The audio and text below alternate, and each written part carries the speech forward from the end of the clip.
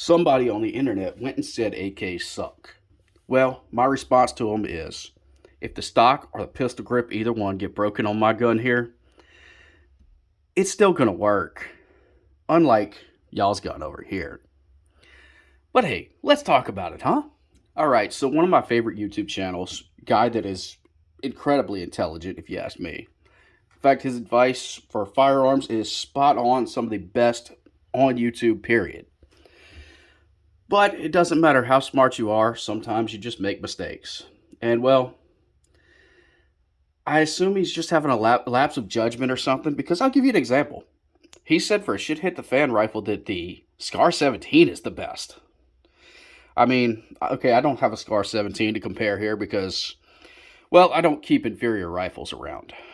So, the only other thing I have to compare is an AR. It's close enough. And I got my AKs, of course.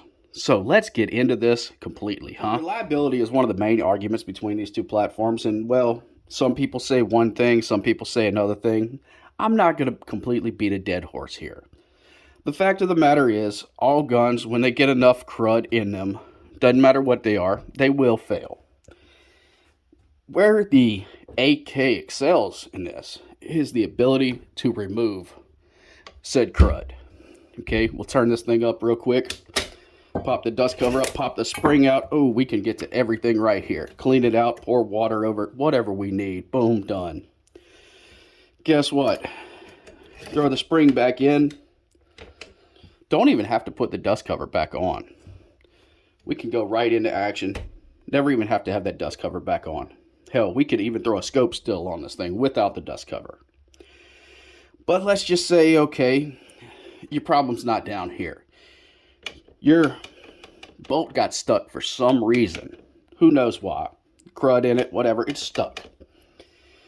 With these other guns, you got to mortar them and everything. It's hard to get to the charging handle. Well, not on this one because I have a superior charging handle on it. But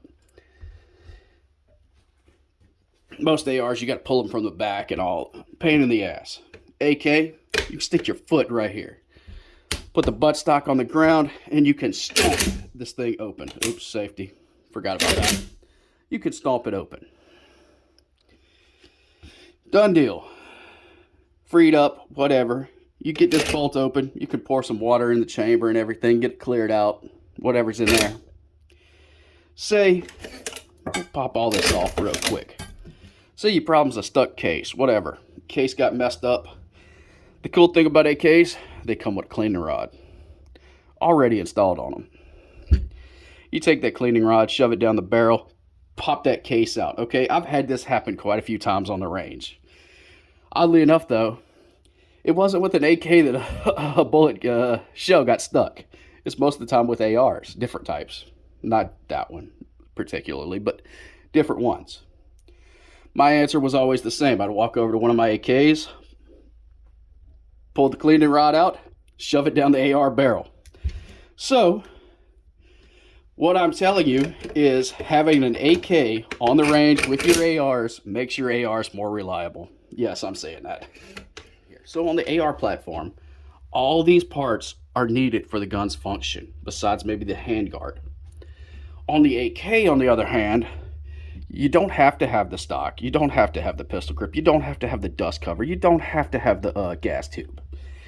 Again, if you lose the gas tube for some reason, you just have to put the piston back in its place so that it falls back into the gas block. It will still work. Not ideal. And not perfectly. You lose the gas tube on an AR, well, you're done. It's single shot at that point. And kind of messy. So if I heard correct, Rock and Lock magazines are inferior to shove and pray AR magazines. Well, let's look at this for a second. Rock and Lock, of course, holds in two places. Stronger hold. You could put more material in more places. This one, you can't quite do that because it's got to go up into this mag well.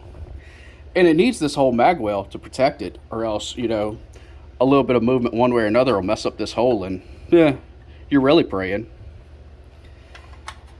But yeah, it's a superior design. You know, a few dents here and there. The magazine no longer works.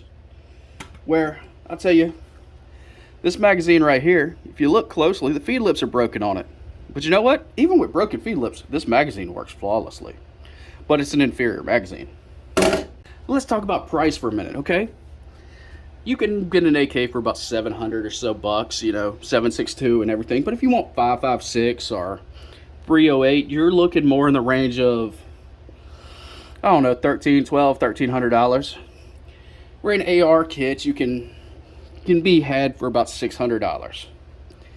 Well, yeah, you know, that sucks that you got to pay more for an AK nowadays when, you know, you don't really get much for that extra price, huh? Except for a pinned on gas block, pinned on front sight, a cold hammer forged chrome lined barrel that's going to outlast you. Yeah, you know, when you start talking about the AR, you know, it costs a lot more money to get those options on it, and what do those options really do for you except make your gun that much better? So one of my favorite arguments here is the bullet itself, okay? So apparently the bullets out of an AK are slower, less accurate, not as good at barrier penetration, what have you, which is funny because this gun here shoots the same bullet as an AR.